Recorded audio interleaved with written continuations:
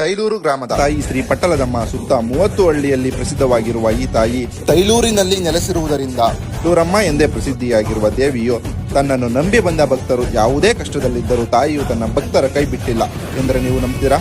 ನಂಬಲೇಬೇಕು. ಹೇಳ್ತೀನಿ. ಅದಕ್ಕಿಂತ ಮೊದಲು ಈ ವಿಡಿಯೋನ ಸೇವ್ ಮಾಡ್ಕೊಂಡು ನಿಮ್ಮ ಫ್ರೆಂಡ್ಸ್ ಅಂಡ್ ಫ್ಯಾಮಿಲಿಗೆ ಶೇರ್ ಮಾಡಿ. Hey guys, welcome back to our new video. ಸುತ್ತ ಏಳೂರಿನ ಆರಾಧ್ಯ ದೈವ ಆಗಿರುವ ತಾಯಿ ತೈಲೂರಮ್ಮನವರು ತನ್ನ ಭಕ್ತರ ಮನೆಯಲ್ಲಿ ಯಾವುದೇ ಶುಭ ಸಮಾರಂಭವಿದ್ದರೂ ತಾಯಿಯ ಬಲಬದಿಯಿಂದ ಹೂವನ್ನು ಕೊಡುವುದರ ಮೂಲಕ ಭಕ್ತಾದಿಗಳಿಗೆ ಆಶೀರ್ವಾದ ಮಾಡುತ್ತಾರೆ.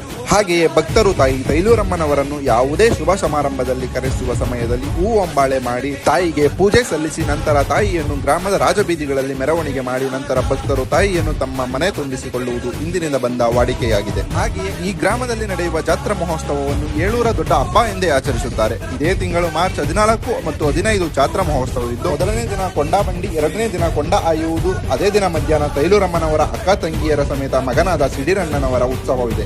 ಮರುದಿನ ಸಾಯಂಕಾಲ ಆದನಾಯಕನಹಳ್ಳಿ ಗ್ರಾಮದಲ್ಲಿ ಅಣ್ಣನ ಜೊತೆ ಶುರುವಾದ ವರ್ಷದ ಮೊದಲನೇ ಮೆರವಣಿಗೆ 7 ಊರಲ್ಲಿ ತಾಯಿ ಮೆರವಣಿಗೆ ಮುಗಿಸಿ ನಂತರ ಭಕ್ತರ ಮನೆಗೆ ಹೋಗುವುದು ಇಂದಿನಿಂದ ಬಂದ ವಾಡಿಕೆಯಾಗಿದೆ. ಅಲ್ಲಿ ನಡೆಯೋ ಜಾತ್ರೆ ಬಗ್ಗೆ ನಿಮ್ಗೆ ಹೇಳಲೇಬೇಕು. ಆ ಜಾತ್ರೆ ಎಷ್ಟು ಅದ್ಭುತವಾಗಿರುತ್ತೆ ಗೊತ್ತಾ? ಅದನ್ನ ನೋಡೋಕೆ 2 ಕಣ್ಣು ಸಾಲಲ್ಲ. ಹೌದಾ ಅಂತೀರಾ? ಮತ್ಯಾತಡ ನೋಡ್ಕೊಂಡ್ ಬರೋಣ ಬನ್ನಿ.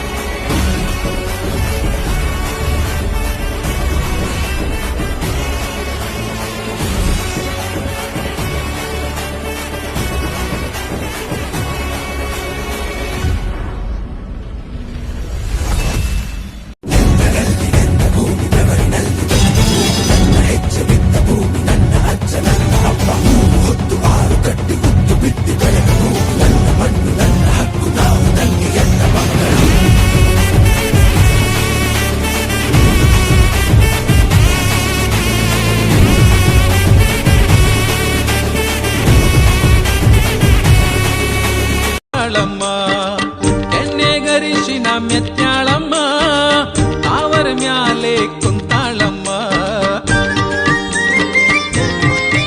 ಹೂವ ಮ್ಯಾಲವಳಮ್ಮ ಹೂವ ಮನಸವಳಮ್ಮ, ಹೂವಂತ ನಗೆಯ ನಗುತ್ತಾಳಮ್ಮ, ಹೂವ ಮ್ಯಾಲವಳಮ್ಮ ಹೂವ ಮನಸವಳಮ್ಮ, ಹೂವಂತ ನಗೆಯ ನಗುತ್ತಾಳಮ್ಮ. ಪೂಜೆಯ ಮೇಲೆ ಪಟ್ಟಾಲಮ್ಮನ ಲೀಲೆ ಎಂಥ ಚಂದ ನೋಡಿರು.